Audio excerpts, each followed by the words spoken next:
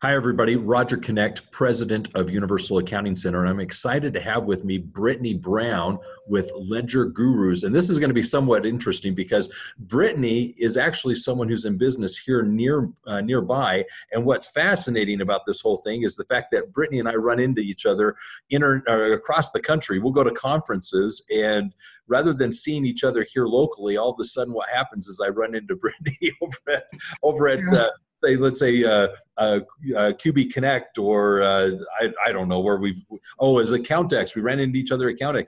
We're always seeing each other across the country, but rarely here locally.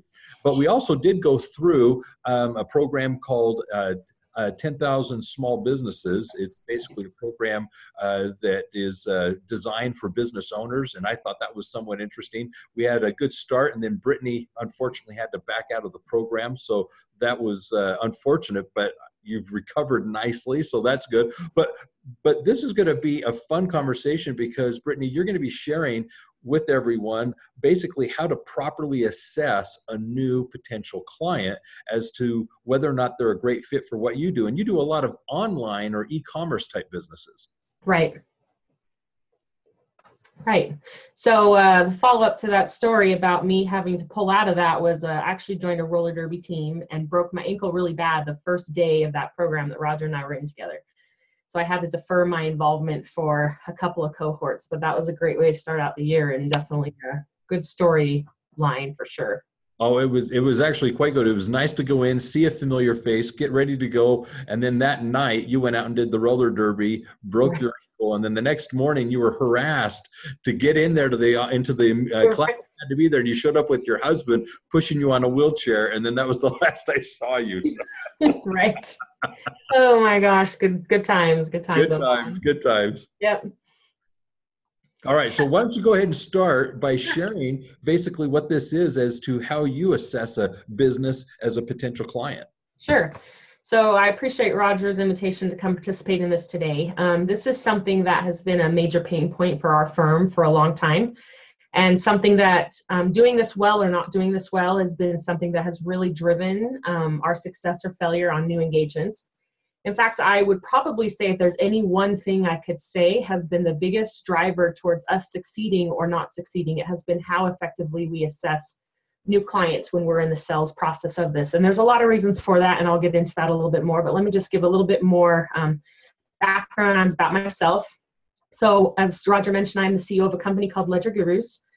We have grown from 2 to 40 employees within the last 4 years. We've been in business just over 4 years and crossed that 7-figure a year mark within that period of time. We are primarily focused on e-commerce businesses and digital businesses. So SaaS and e-commerce primarily, and the larger and the more complex, the better of a fit they usually are for us.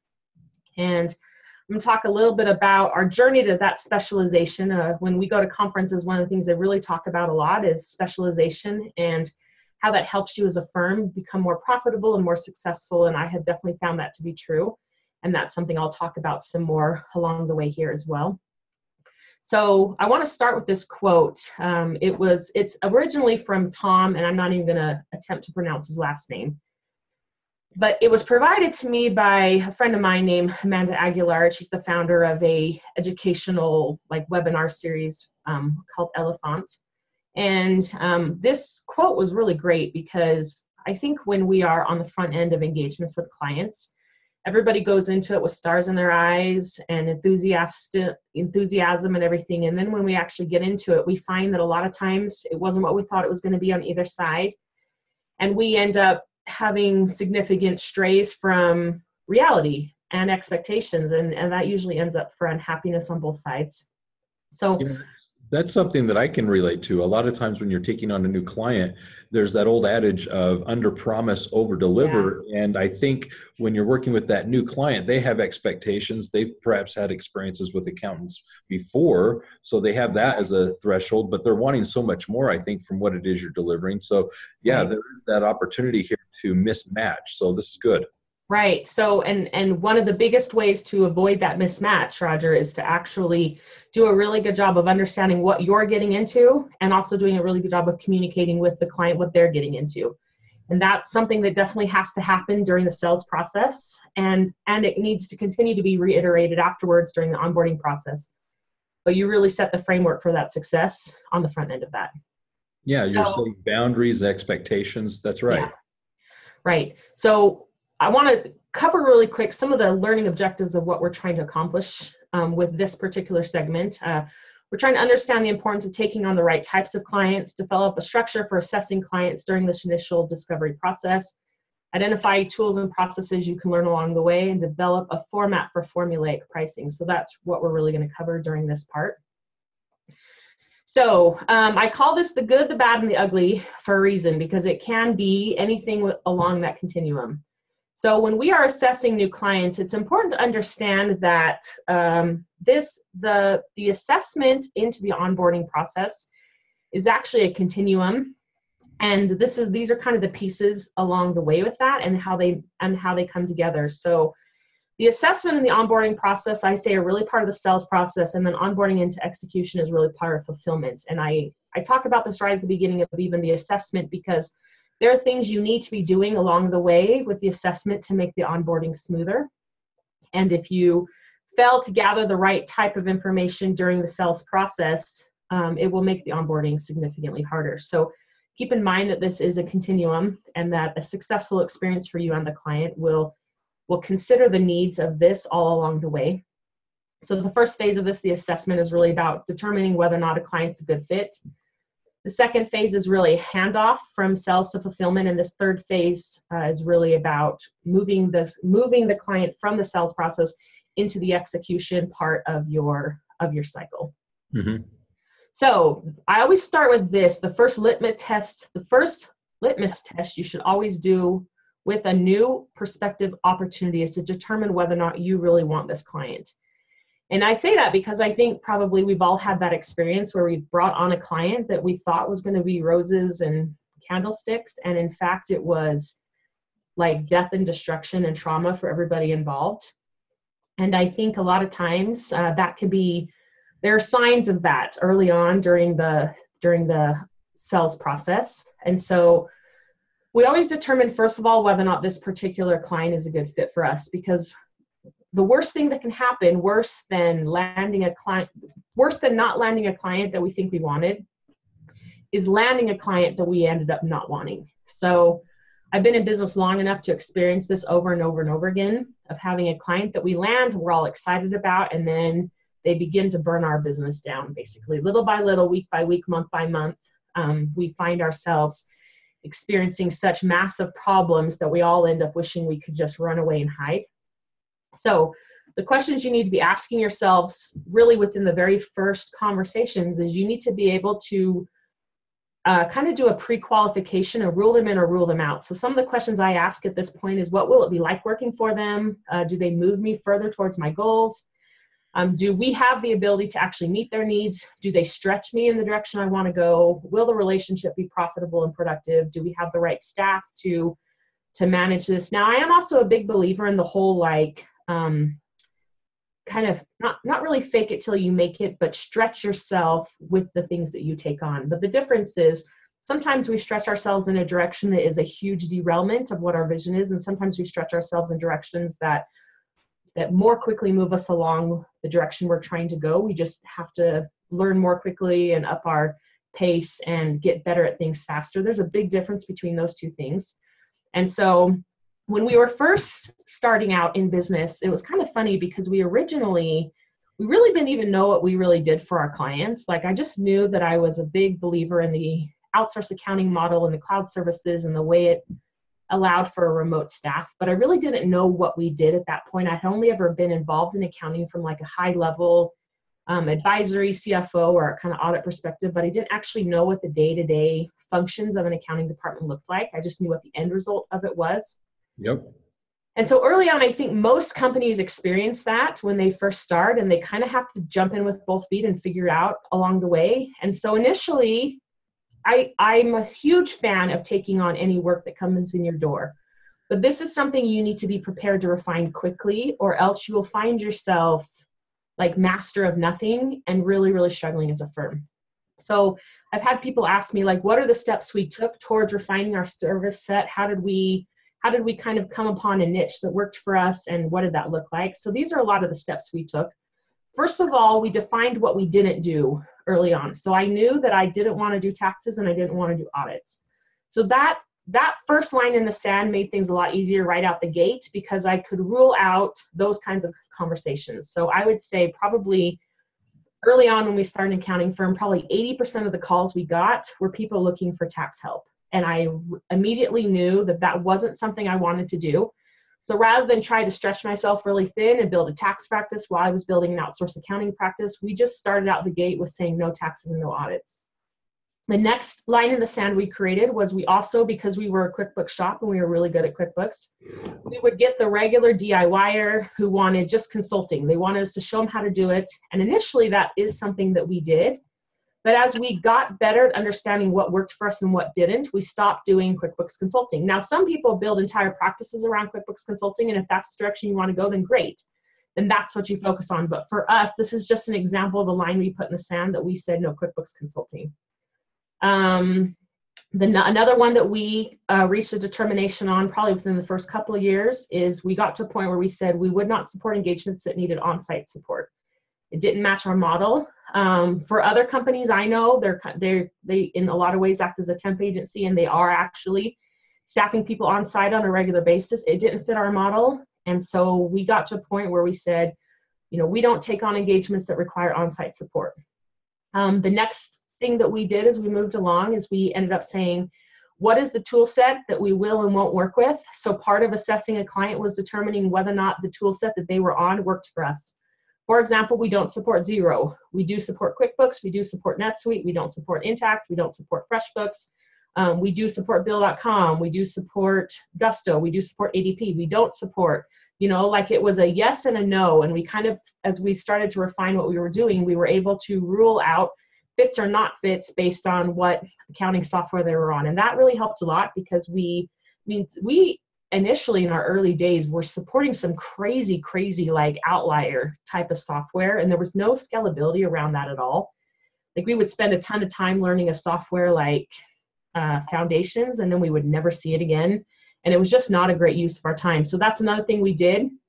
And it's another thing that we look at when we're assessing new clients, is we determine whether or not their chosen tool set works for us. And then finally, as we moved along, we were able to then identify, like, by this point, we had a number of clients, we've gone through this a number of times, and we were able to start to say, wow, we're really good at this e-commerce stuff, and not a lot of people are, and therefore it makes sense for us to really build upon that niche. And that's really kind of how we moved into that. One of the things I really liked about that is the fact that even though it's cliche-ish, there's the old adage of beginning with the end in mind. Yeah, right. I really feel that a lot of times I've worked with accounting professionals that as they've started their practices, they've gone through this, but they've not done it intelligently. Meaning what's happened is they really did feel, because they needed clients, that they would be a jack of all trade or a master of nothing. Right. And what you're doing here is you're clearly delineating, I'm not going to do taxes, I'm not going to do audits. Right. That's very helpful, because as I've worked with people as they've started their firms, this is really truly the first question, which is, what are the services you're going to offer? Yeah. And where are you going to excel? How are you going to differentiate from your competition? What's that thing that you have as a specialty that you're passionate about? So this kind of lends very comfortably to that. So this is good. I like that. That's great. So another, when I first started this and I would get that feedback about begin with the end in mind, define what you want your firm to look like 4 or 5 years from now, like it was really hard for me because I didn't know enough. I hadn't been in a space long enough to be able to actually define that. And it felt a lot like excluding things. Like I remember when we very first started doing this, I was like, we're going to do field service management and construction. And that's what I defined it when someone kind of forced me to do that. Yeah. That actually has ended up looking absolutely nothing like what we actually do. So what I would say is don't be afraid to iterate your way to that picture of what you really want. And I think as long as you're actually being really deliberate about this and you're taking 10 steps back and looking at it, like every 6 to 12 months, well, 6 months, every 3 to 6 months really, and saying, we're really going to define this. We're going to refine this picture. We're going to figure out what we're really doing. And as time goes on, you should be able to put more and more lines in the sand as you come to understand better what your staff is good at, what works for your model, what industries you're gravitating towards, because what sort of specialization are you gaining along the way? Don't be afraid to iterate your way to that vision, but start and move towards that vision rather than just being a free-for-all. Yep. Your point, I think, about the 3 to 6 months is perfect, because what we do is I'll work with our clients and actually focus on quarterly assessments, only because when you're painting this picture of what your business is becoming, it's a brush stroke at a time. And so it's not I'm going to paint the picture and then I'm going to go experience it. It's you're painting it along the way. And that journey is where you're going to learn what you like doing and what you're comfortable at, and you're going to refine it over time. You're going to acquire a client or two you don't like or want, but you won't know that until you've taken them on and realized that's the direction I don't want my firm to go in. And that's a whole nother discussion, but your point of assessing the client, this is a great conversation. Yeah. So early on, some of the best ways we refined what we were going to do was refining what we weren't going to do. Like what we weren't going to do our way into what we were going to do, if that makes sense. Yep. You would have a bad client experience, or when we would spend a bunch of time on a accounting platform that just didn't end up working for us, it would allow us to define kind of further. Like if you think about a funnel, but in reverse, we started doing everything. And as we identified what was and wasn't working for our staff, for our model, we refined it down and down and down until we understood better about what was working for us. Yeah. So I always have to kind of like get to this point where we reiterate this, because really, when you take on stuff that's not a good fit for you, you wind up with bad margins or nothing at all. It wipes out your time and your resource. It makes your team hate their job. It makes you just want to stay in bed because you're putting a ton of time and effort into something that's not actually producing anything of value. And you end up doing nothing but putting out fires constantly. So it's just not a great place to live. So don't be afraid, as you really just come to understand what's working and not, to walk away and say no when things aren't working. So let's jump into this part about how to price the engagement, because the big buzz of the day right now is fixed fee pricing. And while I think that fixed fee pricing does allow for pretty tremendous profitability opportunities, it also creates extreme risk. And so it really increases the fact that you really need to know what you're getting yourself into if you're considering fixed fee pricing. So, in fact, we've gotten to a point now where if we are going into engagement, if we can't define certain terms about it, we won't bid it on a fixed fee. We'll tell the client, here's our hourly fee, here's the range in which we think it's going to be, but we won't be able to put you on a fixed fee for the first 3 to 6 months. When we go into really complex engagements where they have a gazillion channels they're selling on and lots of international activity and international transfers going on, all kinds of complexity, we'll often say, this is not a fixed fee candidate, and we bill by the hour. But for, I'd say probably 80% of the engagements we face now, we know enough to do fixed fee. But it's all about the discovery. So I call this phase the discovery phase. And bad discovery leads to 100% chance of future frustrations on both sides. So every single time we've gotten ourselves into a situation that has been very problematic, it's because we did poor discovery on the front end of that. So let's talk about how we do this effectively and what we've learned along the way. So the first thing is, this discovery is a phase of the sales cycle, and it is something that has to be done very thoroughly. So the first question I would ask is, how will you gather this information? And there's a number of different ways you can go about doing that. The interview style is really my favorite way. This can either happen in person, on a phone, over like a Zoom meeting or whatever else.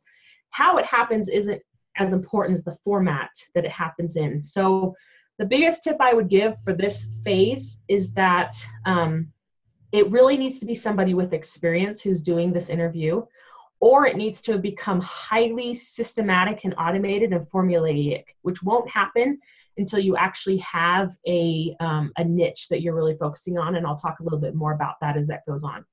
But as long as you're not talking to the same type of client over and over again, this interview needs to be done by somebody who is highly experienced. And the reason why is because when you have somebody who is, and when I say highly experienced, I mean that they know accounting and they know what creates complexity within the accounting space. So there was a time for a little while when we were trying to change the way we're doing sales and marketing. And we hired an individual who was kind of an executive who was going to own this, and he stepped into the sales space. And for a while, it was really a problem because he would sit down and he would meet with the client, and they would request things, they would talk about things that they needed. And he didn't have the knowledge and the skills and the experience to translate that into what they were needing from an accounting perspective. And so a great example of this was we had a client who came in and said, yeah, I need all of my overhead broken out across these five different divisions of my business so I can really understand what's happening there. And he thought, great, that should take us about an hour of time. But an accountant who understood what that would look like knew that that was actually a very complex, time-consuming process. And he just didn't have the experience to identify things that created complexity and were very time-consuming. So this initially really needs to be done by somebody who really understands what that will look like from the accounting side on the back end. So, and having a format that they follow in this phase is really important. So this is an example of kind of a form that we use when we're doing our own discovery processes. And you can see we've kind of thought out a lot of the questions that we need. This is just two little segments of this entire form is about 15 pages long. And depending on what type of client it is, we'll change the type of form that we're looking at. But most of our clients are e-commerce. And so we're really looking at the things that we know are going to create complexity. So what sales channels are they selling on? What are their payment processes? What state are they dealing with sales tax in? And then this is what it looks like when we sit down and we start filling this out. So whoever's doing this, and I'm usually the one who does this right now. We're in the process of trying to build out more of a sales team, so that's not always on me. But right now, I'm usually the one who does this. And so I do this on my iPad, on an iPad Pro. This form that you're looking at right now is it's in PDF format, and I import that into an app on my iPad called Notability, and I just take notes right over the top of this PDF, and then I export it with my notes on it in PDF format to the people who need it later on. And I'll talk about that in just a little bit, because that's really where we talk about how do you take information from the sales process and communicate it to the fulfillment team so that key information isn't lost along the way. This is one of the ways we do that. So I'm not great with like typing quickly while I'm directing a meeting, while I'm moving things through the form. So for us, it really works for me to do this way with handwritten notes. But other people, we have other employees who prefer to do this in typed format. Either way is fine, but the biggest thing that's important is to have a format so you don't forget things along the way. Uh-huh. So then another option is that you can automate the intake of this. So you can use a Google form that you send out to the client that asks them a lot of these questions themselves. I have a good friend, Laura Redmond, who owns a company, a firm, and she has a form on her website that's built on Method that actually asks a whole bunch of the pre-interview questions. But even then, it's usually a combination of these two that's really the best approach, where you're either starting with an intake form and then interviewing to ask follow-up questions, or you're starting with an interview style and you're following up with any questions that kind of need to be followed up with like an automatic Google intake form or something like that. But these are probably the two best ways to automate that. And the last thing I would say is that you can also use kind of a combination approach where you have somebody who engages in the sales process early. So remember how I talked about how when it needs to be someone highly experienced, well, that person can be kind of expensive, and usually you kind of want to protect their time. So one of the things we've moved to is to have somebody pre-screen who asks maybe like 5 or 6 questions that are simple and that don't require a lot of knowledge, that pre-screen questions that help me understand whether or not I need to take the time to engage with this client, or whether it's something that we can pass to somebody else who has a little less experience. So they do some pre-screening questions to help us understand complexity before we identify which salesperson needs to actually do the full-on interview style, and that's been a big time saver. So one thing go ahead, Roger. I just wanted to mention this. In my experience, what I've found is in the onboarding process, there's a great deal of clarification that needs to happen. And it's that baton pass that you were sharing earlier. Right. But as for the intake form, you were just showing there that there's the way to automate it and interview style. The most success I've actually had is the combination, just because I found clients, they think it's clear what their answers are as they're responding to your questions, but when you read it, it doesn't make any sense. You know, they were short or not to the point, or they're ambiguous, and you just need that clarification. So if that happens, I like the interview style just simply because of the fact that it does allow me to show a genuine interest in the business. Right. sincere, genuine interest in wanting to get the clarification. And I think the client appreciates that because it feels as if there's an emotional element to just the dry questions that sometimes can be asked. So just some Yeah. thoughts there. And you know, it's the interview style is also a really great opportunity to really demonstrate your value and that you know what you're talking about. Yep. Especially when you're dealing with like complex industries like e-commerce. I find this all the time that I'm able to explain to the client how we do things differently than a regular bookkeeper would and why that's so valuable. I can ask them questions that show that I really understand their space. Like, are you launching any crowdfunding campaigns? Have you ever used, you know, Kickstarter? What are you using to track all of the after activity on that? Like, I can show my skill set during that interview by really showing them that I know how to engage intelligently in their space. Yeah, that's where your expertise will start to come through very clearly. Right. I completely agree. So during this part, when people are watching this, I always say, like, this is a great time for you to prepare to take some notes, because this next portion that we go through, you'll have a ton of things that kind of occur to you and questions that will occur to you and things that you'll realize that you need to be asking your clients while we go through this part. And rather than hoping you remember all that after the fact, I really recommend you just kind of prepare to take notes while we go through this next section. So what you're really trying to accomplish when you meet with your clients to do these assessments is you're really trying to understand complexity, volume, and expectations.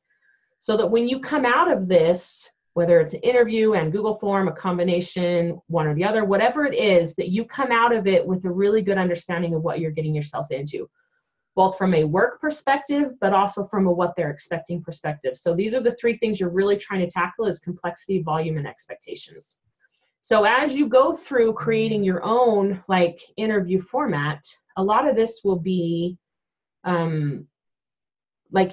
it'll really depend on what your services are, what your industries are that you're trying to serve. So rather than trying to give you the specific questions that we ask, I'd rather instead talk a little bit about the format we used to develop our own questionnaire. And this will be, I think, more universally useful to you as you try to make these decisions yourself.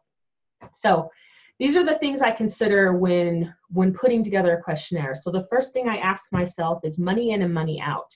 So how is the client getting money in the door and how is money leaving? So, you know, because we're e-commerce specialized, for us, this looks like, what channels are you selling on? What payment processors are you using? Are you required to use EDI for any of your clients? If we were servicing other kinds of businesses like field service management, it would be things like, are you using any sort of app that allows you to take payment at the time of service? Or is somebody in the office sending out invoices afterwards? Maybe I have, maybe it's a retail store and I'm considering their POS system and how that POS system is communicating data. So the first question really is money in. How is money coming into that business? And what role will we be playing in streamlining that process? And the flip side of that is how is money leaving the business and how will we be facilitating that process? So are you paying internationally? What tools are you using to pay internationally? Is most of your bill pay going through your banks, going through your credit cards? What is your process of gathering the bills? Who on your side is involved in that process? What role will we have in that? The next thing really is deadlines and deliverables. Who are our users? What is the time frame? What type of reporting is required on your side? Payroll, what system are you using? How many people are on payroll? How many of them are salary versus hourly? How are you gathering hourly hours? Are you paying benefits at all? What types of benefits are you paying? Critical processes, this would be things that are like, things that are touching accounting but aren't necessarily flowing through the books that you wouldn't see. So this would be things like, oh, well, we have to calculate a sales commission every month, and that's what this process looks like. And anything else, right? Which leads to my next question, which is like ugly monsters. And this is really like, what do I need to know that I don't know that I need to know that you know that I need to know, but it may not have occurred to you yet that I need to know it? Like, what am I going to be surprised by after we get into this engagement and something that you didn't tell me? Like, I need you to consider every single thing that's touching your accounting right now and all the things that need to come out of that. Then I asked them about systems being used. So this would include like all systems. So like if they're using Infusionsoft to do their invoicing for whatever reason, or Are you using bill.com? Do you have inventory tools that are attached? Are they integrated with your QuickBooks? Are your sales channels integrated with your QuickBooks? What are all the technology systems that are touching your accounting in any way? What are your compliance needs? Do you have to have an audit? Who is doing your current tax return? What states are you gathering and remitting sales tax in? Do you have investors that require or loans that require any sort of special financial information? Involved personnel, this would be like who on your side has been involved in this, who will be our touch point, what roles do they have? Maybe they have an office manager who's gathering all the payroll hours and then they'll be passing that to you. Like, who are all the people on your side that will be involved in accounting? Who are all the critical stakeholders? So who are we really answering to? So from a sales side, this question would be like, who are the decision makers and what is the budget for this project, among other types of questions. And then the accounting system use. So I never propose on a project unless I've seen their existing accounting system. So if they're using QuickBooks, then I need access to the QuickBooks. And if they're using some other system, I need access to that system. And the reason why is because remember, we're looking for complexity, volume, and expectations. And the best place to assess that volume is actually in the accounting system itself. So those are some of the questions I go through with the client when I'm trying to really understand. And I think if you follow that format, you may have to, another thing that we found along the way is that, we started with our initial iteration. Everything about success as a business has been iterations towards success. You have to start somewhere and then you have to iterate on that as you learn and get better. So start here, brain dump everything you can think of that you need. And the next time you're surprised by something on a client, determine what question you could have asked that would have helped you foresee that before you got there. Roger, do you have anything you want to add to this? I do. One, the simplicity of the flow, I think, is phenomenal. This is something that when I work with firm owners and I'm helping them kind of come up with this whole checklist, this right here is really the way to kind of open your mind as to, oh yeah, I should be asking this, or I need to know this. And your last point there of, as you experience things, you'll quickly be able to identify where they fall into this process. This is phenomenal. I think a lot of people really should value what this is in front of them. But the thing that just for fun I'd like to add is on the ugly monsters. This is sometimes where if you know what to ask, and I realize you started with you don't know what you don't know, but the ugly monsters, think of it this way. So many times you run into businesses where they're intermingling personal finance and business finance. That's where you'll find that out. This is where you find out that they're paying for their wife's car and their wife's phone and their kids this is and that's where those ugly monsters come in. Also, the ugly monster might be the cash flow situation of the company. Mm-hmm. The whole idea is each of these areas need to be addressed, and that ugly monster can be kind of not a deal breaker, but it can be this big aha of, okay, there's a lot of things that we need to clean up here, and this is going to take us some time to work on. So right. Just some, I guess, words of wisdom there. Well, this is the point where you understand, like, oh, is this going to take us, like one of the questions we asked during this time is like, what is your current inventory process? What does your current inventory system look like? Do you have like beginning costs for the SKUs that you currently have? And we have clients that just have absolutely no starting point at all. They have no idea what they even have in their warehouse and what it costs them, what their beginning costs are related to that at all the way through to clients that have like weekly counts and a spreadsheet where they have all their SKU values in there. Like, that's a huge continuum. And depending on where they're at with that really helps us understand, is this going to be straightforward, simple, easy? We're going to be taking over and improving a process that's already well-defined, or are we creating a system from nothing? And this is, you have to vet those things out during this part of the process. So that's probably one thing that I would add to this if I was to go back and do it again, is I would say, what is the current status of key processes? And what is our starting point with some of the critical things that we would have to know? Very good. Very good. So then the next thing I ask as part of this discovery process is, where are you now? Where are you trying to go? And how will you get there? And this is the part that helps me understand like where our value proposition is. Why are they looking for an accounting solution? What hasn't been working about what they've been doing previously? And this is the place where it also helps me really identify what their expectations of us are going to be. Like, do they have an in-house CFO and they just need somebody to help that person get good data? Or are they flying completely blind and they have no accounting staff of any kind and they really need us to be an advisor? I mean, we see everything from in that whole continuum, and we really need to understand what their expectation is of us and the role that we're going to be playing. And these are the 3 questions I ask to really help flush out that as far as expectations go. So this is probably of your presentation one of the favorite parts that I have, simply because in the earlier process, you're asking a lot of questions to figure out what your work is going to be and how involved you're going to be with the client and how organized they already are. Here, I like this because of the word you said, expectations. I love finding out, well, what kind of accounting information are you used to getting to run your business? What have you looked at before? What's important to you right now that you would expect us to continue to do?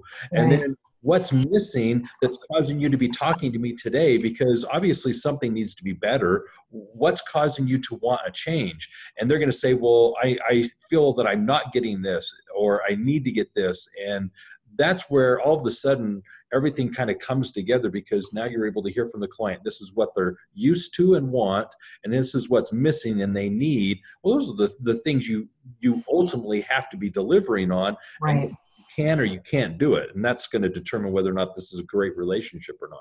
Yep. And this is really also about helping to identify that first quote where happiness versus expectations versus reality creates expectations versus reality is what creates their happiness. And a lot of this stuff is unspoken unless you invite them to speak it.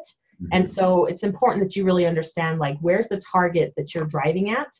And so that's why I have a target on this page. And when you are done, you should really be able to speak with a great degree of confidence, identifying these 3 things: complexity, volume, and expectations. And if you feel like you can say, yeah, I have a really, really good understanding and feel of what the client needs, then you're ready to go on to pricing. But until then, you need to continue your discovery process until you feel like you have a bullseye on this. Yeah. So let's talk about pricing, because after you gather all this information, you then have to translate all that into pricing. If you're doing fixed fee, or even if you're not doing fixed fee, you still have to be able to give the client some kind of idea of whether or not you're going to be able to come within their budget expectations on this. So this is really, this really needs to be formulaic, with room in that for what I call like listening to your gut, to help you understand what the pricing on this is going to be.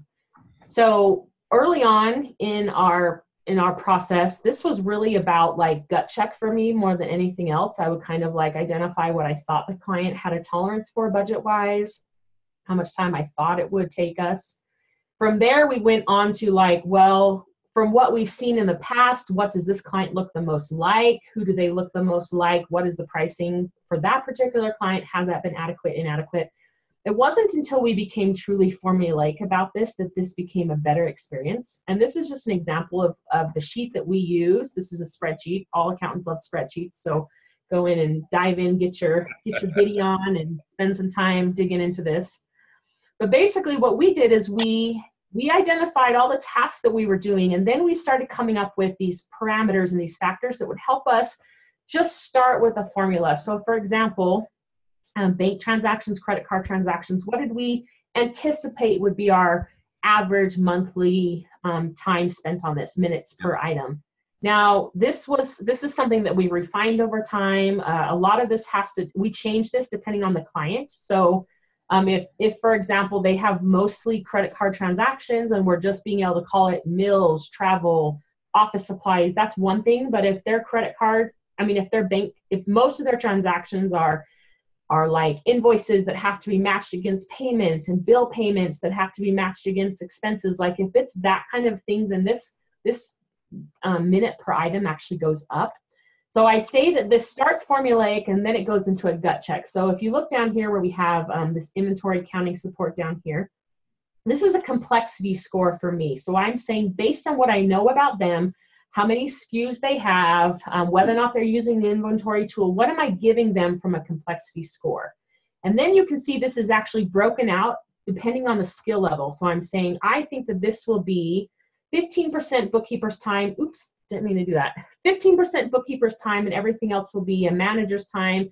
And therefore, this is pulling in rates from another part of the spreadsheet. And at the end of this column, it's then identifying for me what I think the costs are going to be, and I'm adding on to that an overhead percentage. And then when that's all said and done, I'm then assessing that against what I know about other clients that look a lot the same. So this client only has 2 channels, and they've been in business about this long, and their revenue level is about this much, and they look the most like this client. And now we have 4 years of data that we've been iterating towards. We've been tracking time and budget against all these clients since the very beginning of time for our business.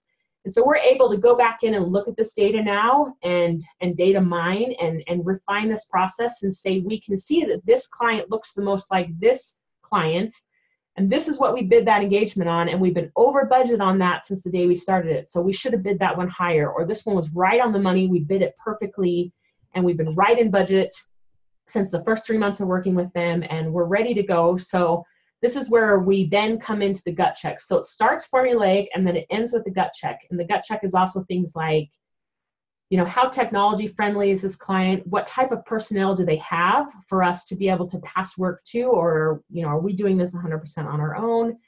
How good is their communication? How responsive have they been? Those are all types of things that we then bump up or bump down pricing on, depending on what this formula starts at, what we get out of it going into that. So then we have this point that I really want to drive home right now, which is that this becomes so much easier if you are specialized in an industry. Now, we don't only take on e-commerce clients, but at this point, we only take on e-commerce clients or what we call vanilla clients. So we've been able to identify which clients for us are highly easy to support. So this would be like your basic service-based business where they're a marketing firm and we're just running invoices, paying bills, doing payroll, coding transactions, reconciling accounts, doing some basic advisory level. So we've been able to identify that these clients who need these services all day long, they require no sort of special skill set at all, and we're able to just churn and burn, basically. But then these other types of clients require highly specialized skills, highly specialized processes for us, and they either need to be in our wheelhouse or we need to pass on them. So some things that we pass on nowadays are things that require like certified payroll or complex job costing needs, field service engagements that are using special tools. Those are not things that, I mean, those are things that I'm sure we could support if we chose to, but at this point in time, they require a lot of time and effort that we're just not, like, we are now bringing in really great engagements in the e-commerce space, and that's something we're really, really good at, and it's something that not a lot of firms are really good at, so we're focusing our efforts there. But I always say, like, walking into a new client in a new industry that you've never worked with before and trying to assess it is like walking into a room that's dark and full of knives and hoping you don't get stabbed to death in that room, because you just have absolutely no idea what the complexities are going to be and what questions you need to ask. So I mentioned that we've had some engagements that have like tried to burn our business down. One of those was we brought on a dental agency, a dental practice, thinking that it would be simple, but we brought on a engagement that had 15 dental practices within their umbrella. And we thought, great, I mean, that gives us lots of opportunity to try to scale this. But what we found is we didn't know the questions. We had never done a dental practice before. And whereas we might have been fine with one dental practice that would allow us to kind of learn what we were doing with low risk, by the time we multiplied it times 15, I did not understand the questions that I needed to ask and what the complexities would be to help me identify where the problem points would be. And then we got into this, amplified it times 15, it just about burned us down as a business. If I had worked with dental practices before, I would have known the right questions to ask, and that wouldn't have happened. So as you become more and more specialized, it allows you to become so much better at this assessing process because you know the right questions to ask and you're surprised less and less often. So I went to a really valuable session once by David Leary. He used to be an Intuit, he used to be over the Intuit app community. He's not anymore, but he shared this during that and it was just like mind-blowing for me. And it was basically this thing that shows the journey to niche and why everything is so much better and easier when you're niching. So before, I saw this, and before we really focused on e-commerce as a niche, I was really stuck right here at the bottom of this, whereas where you understand your costs, can move into fixed rate pricing, and can scale your processes. I was really stuck there because every single engagement we touched looked completely different than the one before it. And I found that it's actually pretty easy to teach accounting managers how to manage engagements that they understand it, that they've seen before, but it actually takes a very unique skill set and a high degree of, I don't even know, something to be able to move into any industry and very quickly determine what that client needs, what tools you're going to have to, drop into the toolkit, and to be able to understand what's driving the success or failure of those clients, and to add any sort of real value besides just basic accounting. It was very hard to train a staff to be able to successfully navigate anything they might encounter. So I was finding myself having to be more and more involved all the time because I did have the ability to go in and pivot that way, but most of our staff really struggled with that. And so it required a tremendous amount of my time and effort. Now that we are highly e-commerce specialized, we bring on a new client and it goes to a team that's already seen e-commerce clients, and I never have to touch it. Past the sales process, I never have to touch it again because they know what they're doing. In fact, they are so much better at it than I would even be because they have 8 clients that are all in the e-commerce space, and they're learning something from every single client they touch, and they're applying it to every single other client they have. And they are becoming true experts that are then allowing them to add value. And we are so much more effective in our role than we ever would have been. So if assessing clients is becoming a continual problem for you, one thing I would say is find an industry that you feel like you understand really well and actively seek out more clients that look the same, and you'll be surprised by a lot less over and over and over again. Yes, that refinement as you start to gravitate to a certain industry, you'll find that you'll actually get better and better and more intuitive. You have a wisdom about the business model as opposed to just trying to figure it out fresh every single time you take on a new client. I love this. This is wonderful.